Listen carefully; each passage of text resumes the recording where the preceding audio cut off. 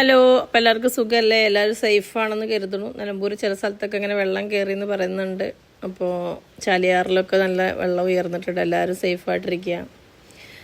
രാവിലെ പത്രം എണ്ണുന്നൊരിതാണ്. ഇന്ന് എന്താണെന്നറിയില്ല, നല്ല മടിയായിരുന്നിട്ട് കിടന്നിറങ്ങാൻ തോന്നുന്നു മൂടിപ്പതിച്ച്. പക്ഷെ രക്ഷയില്ല, മഴയാണ്. പത്രം കൊടുത്തല്ലേ പറ്റുള്ളൂ. അപ്പം അങ്ങനെ കുറച്ച് പത്രം കൊണ്ട് നമ്മുടെ പത്രം കുട്ടി പോയിട്ടുണ്ട്. ബാക്കി ഞാൻ പോണ റൂട്ടിൽ പോകാൻ വേണ്ടി നിൽക്കുക.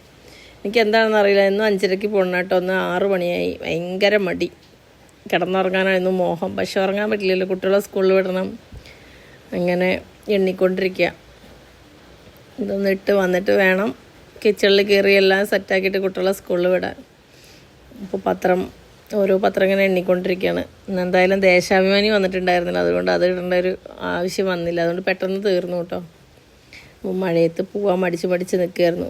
മോളെ എണീപ്പിച്ചു, അവളുടെ കുളിയൊക്കെ കഴിഞ്ഞു കേട്ടോ. സാധാരണ 4:30 എണീക്കും, പിന്നെ ഒരു 5:30 ആകുമ്പോൾ പോവാം, അങ്ങനെ പതിവ്. പക്ഷെ ഇന്ന് 5:15 എണീറ്റപ്പോൾ തന്നെ മടിയായിരുന്നു.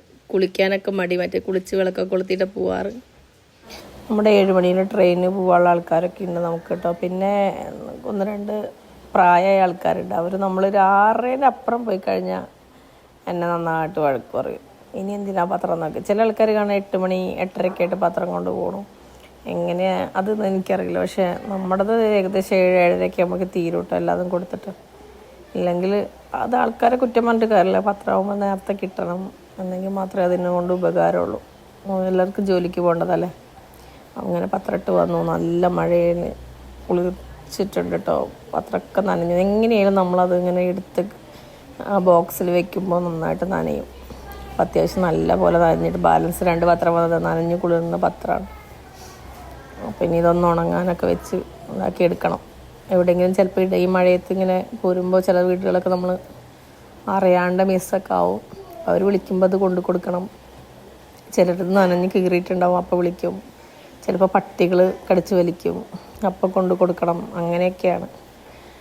അപ്പോൾ ഇനിയിപ്പോൾ വേഗം കിച്ചണിലേക്ക് പോട്ടെ, മടിച്ചെന്നിട്ട് കാര്യമില്ലല്ലോ.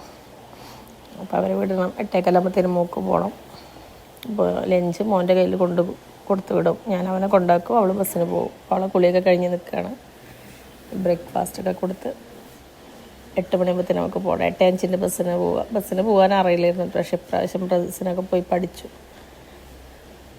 അപ്പോൾ ഇത്രയൊക്കെ ഉള്ളൂ ഞങ്ങളുടെ ഒരു കുഞ്ഞു വീഡിയോ ഇഷ്ടമായി ലൈക്ക്, ഷെയർ, സബ്സ്ക്രൈബ് ചെയ്യുക. അടുത്തൊരു വീഡിയോ